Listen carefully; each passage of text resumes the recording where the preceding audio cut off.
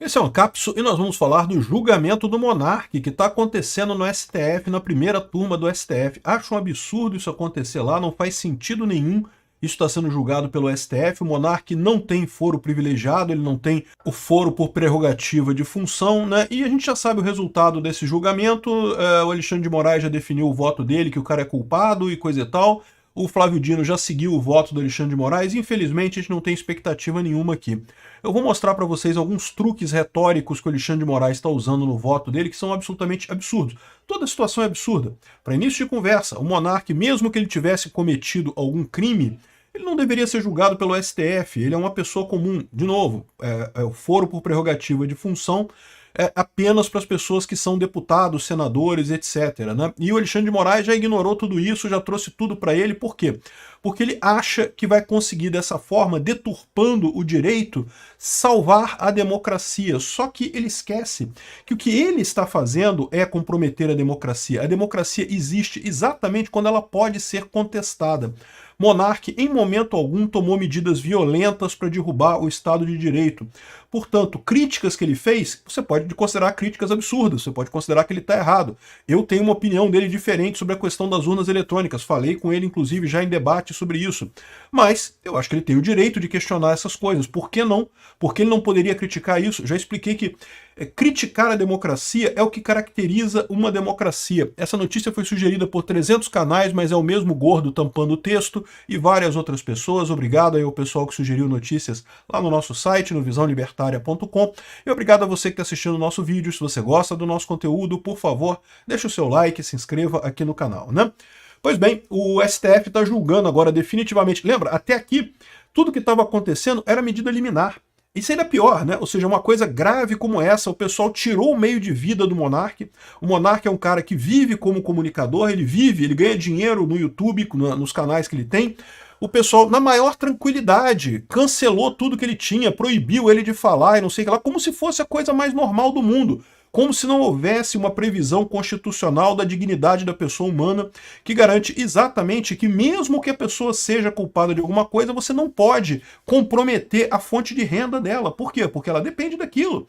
Ela pode ter pessoas, pode ter filhos, pode ter amigos, pode ter familiares que dependem daquele dinheiro que a pessoa está ganhando, então você comprometer a fonte de renda da pessoa é uma coisa crítica, né?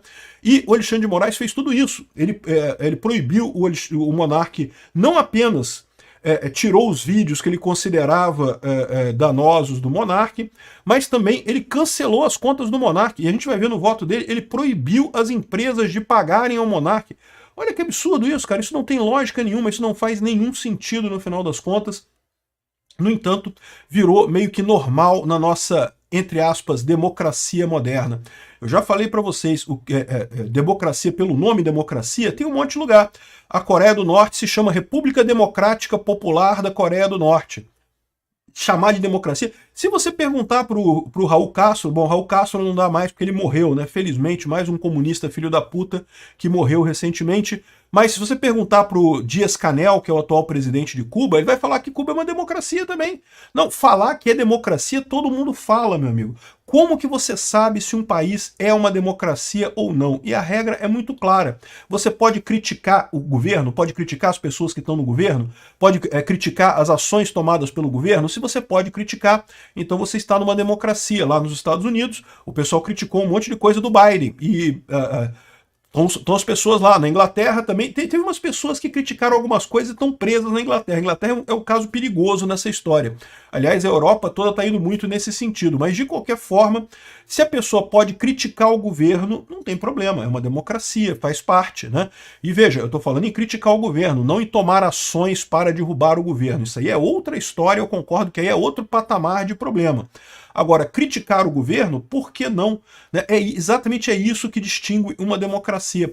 E aí o mais engraçado é que você vê aqui, ó, tá aqui, ó, né? A primeira turma do STF começou a julgar o bloqueio das redes sociais e a multa de 300 mil impostas no monarca por descumprimento de medidas cautelares e coisa e tal. O investigado havia sido proibido de publicar, compartilhar fake news e conteúdos antidemocráticos e coisa e tal. E aí que vem a primeira coisa que eu falo aqui. Já é um absurdo isso, o cara trabalha com isso. Proibir o cara de falar qualquer coisa já é um absurdo completo, né? E aqui ó, tá o voto do Alexandre de Moraes, que eu acho muito engraçado pelo seguinte. Ele já começa falando aqui, não há no ordenamento jurídico direito absoluto à liberdade de expressão. E nisso daqui eu tenho que concordar com ele. No ordenamento jurídico brasileiro, no juspositivismo, você não tem de fato direito absoluto à liberdade de expressão. Eu acho errado. Na ética libertária, a liberdade de expressão é sim absoluta, né? Aqui. Mas como bem enfatizou o ministro Edson Fachin, não há direito no abuso de direito. Isso é uma coisa que não faz sentido, porque, ok, ninguém tem direito ao abuso de direito. Mas o que é o abuso do direito? O abuso do direito tem que ser descrito na forma de alguma outra lei. O que o monarca fez? O monarca ofendeu alguém? Ele poderia dizer que isso daí foi um abuso do limite de expressão, porque ele ofendeu a pessoa, e de acordo com o nosso ordenamento jurídico, você tem ali calúnia, difamação, injúria, que são crimes, né? Então, realmente, ele estaria abusando disso daí. De novo, essas coisas todas eu já expliquei para vocês, na ética libertária isso não existe, mas no ordenamento jurídico brasileiro existe. Você poderia entender que o abuso de direito é quando você acaba, ao exercer o seu direito de liberdade de expressão, você acaba batendo em alguma lei, em alguma outra limitação legal. Só que esse é o problema. Qual foi exatamente, o que o monarca falou exatamente que teria levado a essa coisa toda, né? O mais engraçado, aí ele repete aqui, não, porque liberdade de expressão não é liberdade de agressão. Liberdade de expressão, o monarca agrediu alguém? O monarca é dos caras mais gente boas e pacíficos que eu conheço, duvido que ele tenha agredido qualquer pessoa, nunca agrediu ninguém. Que negócio é esse de liberdade de expressão? Mas agrediu verbalmente. Quando que ele agrediu verbalmente alguém? Mesmo nos pontos que ele coloca aqui, não consta nenhuma agressão verbal dele a ninguém, né? Aqui, a liberdade de expressão não é liberdade da destruição da democracia, das instituições e da dignidade e honra alheia. De novo, quando que ele atacou a dignidade e honra de alguém? Não tem lugar nenhum. Ele criticou os ministros do STF, é verdade. Os ministros do STF são pessoas públicas, são figuras públicas. O próprio Alexandre de Moraes, quando tomou posse como ministro do STF, falou: se você não aguenta críticas, não seja um funcionário público, não seja alguém que vai estar publicamente dentro do governo, porque, né, você vai ser criticado e faz sentido, né? A liberdade da destruição da democracia. Que destruição? Quando que o monarca destruiu a democracia de alguma forma, né? Aqui, a liberdade de expressão não é liberdade de propagação de discursos mentirosos. Não, aqui é um outro patamar que ele está falando, porque tudo que ele falou até aqui, ele colocou a comparação de liberdade de expressão com crimes que existem de fato no ordenamento jurídico brasileiro. Então, agressão, você não pode agredir alguém, né? Inclusive na ética libertária também não pode. Agressão verbal não existe. Você falar alguma coisa que a pessoa se sentiu ofendida é uma besteira. Mas agressão física é errado, né? Destruição da democracia também não pode, né? Dignidade e honra alheias também no ordenamento jurídico brasileiro não pode. Na ética libertária não teria isso, mas no ordenamento jurídico brasileiro tem. Mas aí ele veio para o terceiro ponto aqui, ó. Liberdade de expressão não é liberdade de propagação de discursos mentirosos, agressivos, de ódio e preconceituosos. E aí tem um problema, porque não existe isso na lei, né? Não existe lei contra discursos mentirosos, não existe lei das fake news. Lembra que até tentaram passar uma lei nesse sentido no Congresso, né? Mas não passou. Então, alguém falar uma mentira, neste momento no Brasil, não é crime, né? Se você estiver prestando testemunho em algum caso, pode ser crime sim, mas num discurso normal, hoje em dia, no ordenamento jurídico brasileiro, não é crime. Existe até reconhecimento disso por vários aspectos legais. Você pode mentir, é seu direito mentir. Eu acho que você não deve, mas você pode mentir se você quiser, não tem nada que te obrigue a falar a verdade. E a ideia disso é muito simples. De fato, eu falo, o livre mercado ajusta esse tipo de coisa. Canais que falam muita mentira, que exageram muito as coisas, acabam eventualmente se tornando menos relevantes para as pessoas. Então não tem que se preocupar com isso, né? O pessoal pode falar mentira, não tem problema. E seria muito complicado porque a alternativa a isso é você criar um Ministério da Verdade, alguém que diga o que é verdade e o que é mentira. E aí vem o segundo problema dessa história. Em momento algum, a decisão do Alexandre de Moraes fala sobre o que iniciou esse processo. Por que o monarca foi penalizado a primeira vez? Por quê? Porque depois, ele fala aqui, ó, que depois de ter uma medida cautelar consistente na abstenção de publicação, promoção e replicação de notícias fraudulentas e coisa e tal, e multa diária de R$10.000, ele, perguntado após tomar conhecimento da referida medida judicial, utilizou-se da plataforma Rumble para fazer não sei o que lá, e continuou fazendo as coisas, ou seja, eles até listam algumas coisas aqui que teria sido, na visão do Alexandre de Moraes, um crime, mas repara que eles escondem a primeira parte. Cadê? Qual foi a mentira que originou essa coisa toda, né? Enfim, eu digo para vocês o que foi que deixou o Monark, que deixou Alexandre de Moraes preocupado. Foi porque o Monark chamou o Serimedo, né, que foi lá no Monark Talks, que é um argentino que fez muitas críticas às urnas eletrônicas, né? E vocês sabem minha opinião sobre as urnas eletrônicas. Eu não acredito que tenha nenhum problema, não vi nenhuma evidência de fraude nas urnas eletrônicas. Outros tipos de fraude podem sim ter havido, pode ter havido dedão na balança lá na hora de censurar conteúdo de um lado, mas não censurar do outro. Agora, na urna eletrônica, eu não vi nada de errado. Mas o Serimedo tem uma opinião diferente da minha. E olha só, eu acho que ele deve ter o direito disso. Eu acho que ele deve ter o direito de criticar esse tipo de coisa. De novo, o que diferencia uma ditadura de uma democracia é se você pode criticar a sua democracia. Se você não pode criticar a democracia, é uma ditadura. Por que lá na Rússia é uma ditadura, não é uma democracia? Porque dá 15 anos de cadeia você criticar o Putin, ou as eleições, ou qualquer coisa lá na Rússia. É pena de 15 anos de cadeia. Então, no final das contas, é uma ditadura, não tem alternativa, né? Então tá aqui, ó. Aí fala aqui, ó, os caras estão levando um processo no TSE dizendo que Bolsonaro não pode desconfiar das urnas. Não pode, Bolsonaro tem que confiar cegamente nas urnas. E, de novo, a mesma coisa que eu falei aqui. Eu não vi nenhum problema. Eu entendo desse assunto, eu trabalhei com segurança da informação por muito tempo. Um monte de gente me mandou um monte de coisa que as pessoas achavam, olha aqui, isso é evidência que teve fraude, olha só esse número aqui, não sei o que lá. E eu falava para a pessoa, olha só, não tem evidência nenhuma aí, não tem nada nisso daí. Não vi até hoje nada. E me mandaram muita coisa. Eu perdi um bocado de tempo com isso. Hoje em dia eu já até respondo meio atravessado, porque continuam as pessoas me mandando as coisas. Não, porque presta atenção, porque aconteceu comigo que eu fui lá e eu votei em mim mesmo, mas não ganhei, não sei o que lá, que negócio é esse. E eu não sei por que o voto da pessoa não foi computado na coisa dela, mas eu vou te dizer, na época que eu cheguei a estudar esse negócio mais a fundo, eu fiz a minha tese de direito com base nas eleições brasileiras e fraudes, esse negócio todo. Na época que eu estudei esse negócio, o mais comum era a pessoa mentir.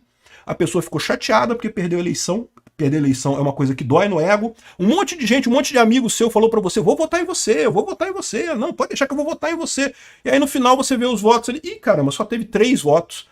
Ninguém votou em mim. A pessoa fica machucada, né? E aí a pessoa fala que o problema é a urna e não sei o que lá e coisa e tal. O mais normal é isso, é mentira. A pessoa mentir. Né? O seu amigo que falou que votou em você, na verdade, não votou. Isso é o mais comum dessa situação, né? E é por isso que eu falo também que eu acho que o grande erro dessa história aqui, eu não sei como é que foi a defesa do Monark nesse caso, mas eu sempre falei que o Monark tinha que arguir que duvidar do processo eleitoral faz parte do sigilo do voto. O sigilo do voto é questão extremamente relevante nas eleições brasileiras e as pessoas têm que ter o direito de duvidar das urnas eletrônicas. Por quê? Porque justamente essa é a saída nesses casos. A pessoa, seu amigo te falou para você votar nele, né? Só que você não quer votar no cara, né? Mas não quer perder o amigo, é seu amigo, é gente boa. Você fala, não, vou votar em você sim. Aí depois o seu amigo vira para você, uai, pô, cara, sacanagem, eu fui ver lá na sua sessão eleitoral aqui, não tem nenhum voto para mim, tu falou que ia votar em mim, que sacanagem, cara. Pô, que trairagem, né? Qual que é a maneira que o amigo tem de se livrar dessa? Porra, maldita urna eletrônica, cara. Bem que quando eu digitei o 22 ali apareceu 13, não sei o que lá.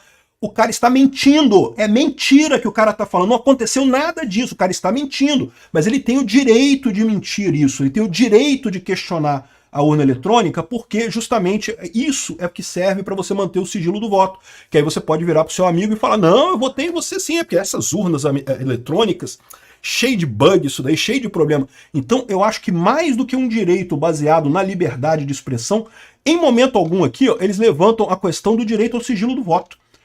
Quem garante que o Monark não tá falando tudo isso daqui porque ele tá chateado por algum colega dele que questionou ele, que queria que ele votasse em alguém, e aí ele falou que votou e não votou de verdade, aí a pessoa questionou, e aí o Monark veio com essa história de dizer que o Monark tem o direito, todas as pessoas têm o direito de questionar a urna eletrônica, isso é parte integral do direito ao sigilo ao voto, e é uma coisa fundamental aqui no Brasil, né?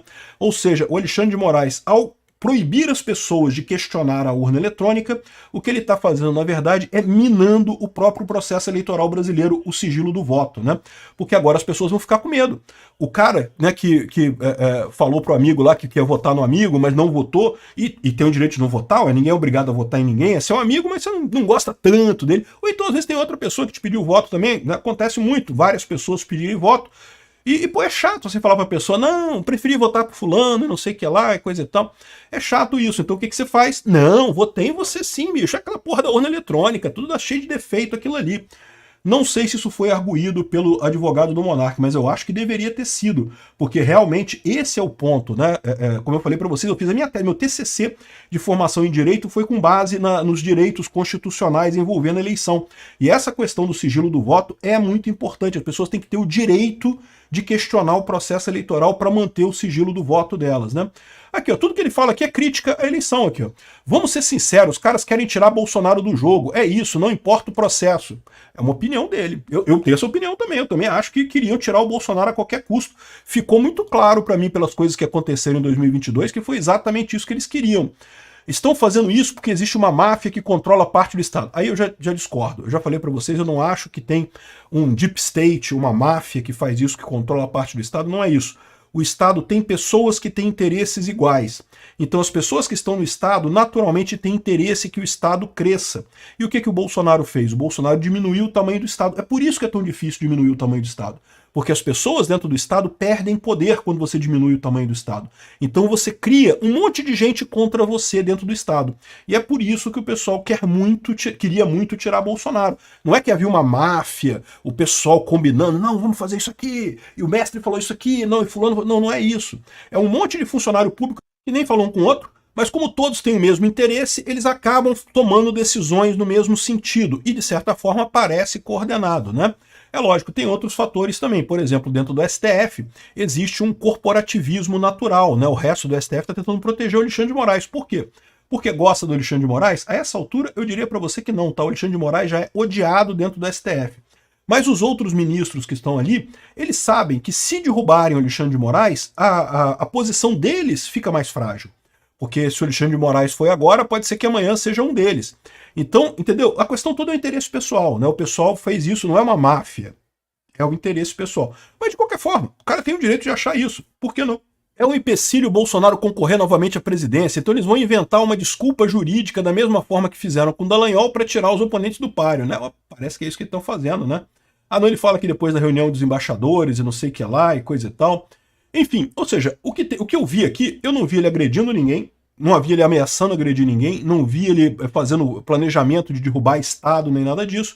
O que eu vi ele falando aqui foram críticas ao STF, que ele tem direito, qualquer brasileiro tem o direito de criticar qualquer ministro do STF, ou deveria ter esse direito, e críticas à urna eletrônica, que também, de novo, cada pessoa deveria ter o direito à crítica na urna eletrônica, né? Enfim, aí ele fica chorando aqui, não tem nada demais, não tem nada além dessas críticas que o Monark falou aqui, não tem nada de pesado, nada de perseguição, nada de coisas assim, né?